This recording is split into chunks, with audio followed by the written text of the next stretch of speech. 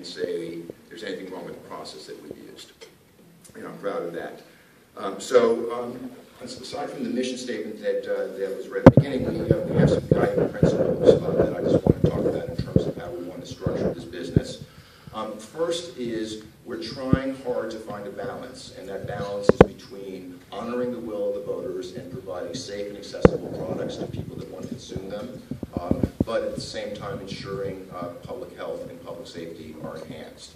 And the particular emphasis of that is to ensure this product is not consumed or sold to anybody under the age of 21.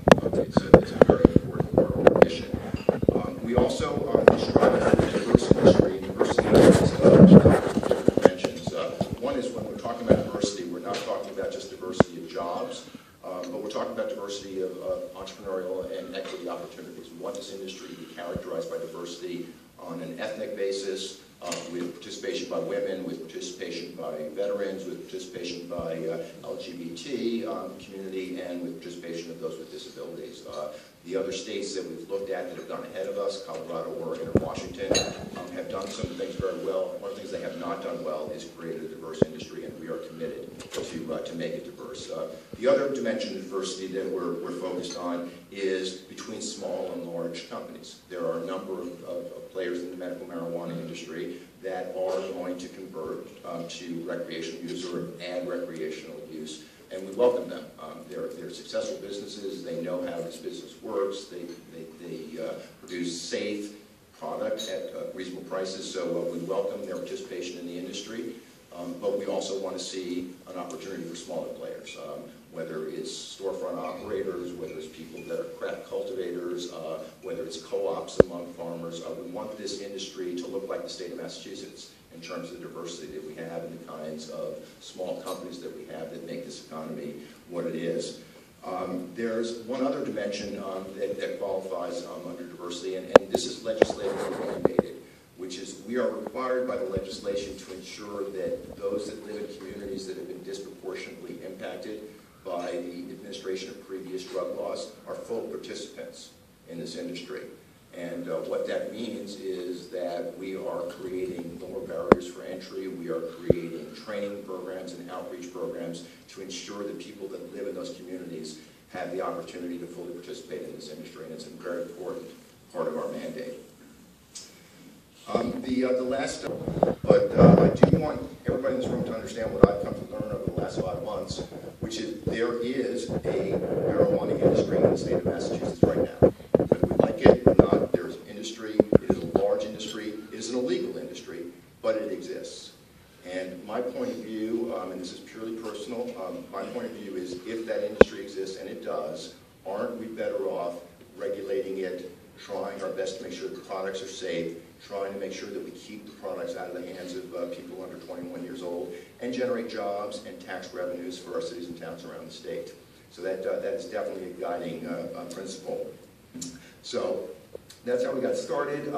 In December, we filed draft regulations, and they were promulgated by the Secretary of State of Oak and Greenfield so far this week. We had some people in Barnstable yesterday, Worcester today. I think we, unfortunately, are canceling Danvers because I think the snow is going to be worse up there. But anyway, we have 10 around the state. We have sat with industry groups again. We have sat with advocacy groups again. We have gotten input from the governor, which he put on the front page of the Boston Globe today, and other elected officials. And we will meet again in public the second half of February and do exactly what we did in December and debate policy and see whether, based upon the feedback and input we got in these hearings and other meetings, we need to adjust or modify the draft regulations. And we have a mandatory deadline that's being cultivated, and we're also creating, as I said, incentives for small farmers and co-ops. But there's cultivation, there's processing, there's retail stores, there are independent testing labs, there are research facilities. One of the big troubling issues on this topic is there's very little research that's been done on the medical and health effects of marijuana because you can't get federal funding to do so since it's against federal law. So one of the things I'm hoping that comes out of our work and out of the revenue that's generated in this industry is the ability to bring some science to the table in terms of some of the debates people are having about the efficacy of this product.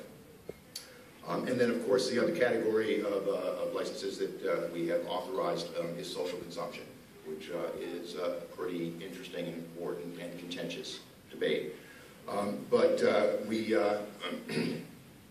We'll have draft regulations in place by March 15th. We will start accepting applications on the dimensions I just described, or for the kinds of facilities I just described. And then, again, according to the legislation, by June 1st of 2018, we start approving applications. I'll talk in a second about the role legislatively mandated. June 1st is legislatively mandated. July 1st is not. There is nothing in legislation that says stores have to be open by any specific date. But when the commission was created and I walked into this job, the clear public expectation was that July 1st was the day the stores were going to open. That is our intent, and I've committed to that. Excuse me. But I've also committed to, we are going to do this right. And it is more important to do it right than to do it on time. So right now I think we can do both, but if it ever comes down to a choice of doing it right or doing it on time, we're going to do it right. So I just wanted to make that clear because July 1st is kind of this magic date in everybody's mind. I also want to make one other point about July 1st, which is, it's not going to be a mature industry on July 1st. There'll be some people that will be ready to open up shop on July 1st. There'll be others, particularly if they get licenses in June or later, they're not going to be ready to open storefronts or cultivation facilities or manufacturing facilities on July 1st. The way I hope everybody thinks about this is July 1st is not the way we want to judge whether this is successful or not. We want to look at this industry and how it evolves over the next couple of years, when we have a full set of entrants and we have diversity and we have smaller and larger players, when we can spend some time researching the impact of legalization on public health and public safety. We know that our job is not done on July 1st. We know that we're going to learn some of the decisions that we made right now. We're going to learn were not the right decisions. We will modify regulations as necessary. The House and the Senate have both invited us to come in and tell them what changes need to be made to the legislation, which we will do once we see how it's working out. So our job is not done on July 1st. In the decision-making around the rollout of this industry. And specifically in the law, what it says is if your city or town voted in favor of the initiative back in November of 2016, then the only way you can ban facilities in that town is through a subsequent voter initiative. And there have been a few cities and towns, Milford being one example, that have done exactly that. If your town voted against the initiative in November of 2016, then to ban facilities in your town, all it takes is whatever the governing agency in the towns, whether it's a mayor, a board of selectmen, they can ban facilities in your town. And there have been a few that have gone down that path. The vast majority of the 351 cities and towns in Massachusetts have taken more of a wait-and-see attitude. Some of them have actually put in place moratoriums. Some of them have just said, we want to understand these regulations more. We want to see the final regulations. We want to understand what role we have in the process. And we are working collaboratively with cities and towns to ensure that they have a say in what happens in their town. So we issue the licenses, but nobody can open a store or any other marijuana establishment in the city or town unless they have satisfied the requirements of that city and town. And that includes zoning. Zoning is a city and town issue. It is not a state issue. We have absolutely no role in zoning. The law says that cities and towns that otherwise haven't banned facilities can't use zoning as a de facto way of banning facilities. But zoning is a local issue, not a state issue. The other thing is that to operate, to get a license from us, the applicant has to have a signed community host agreement.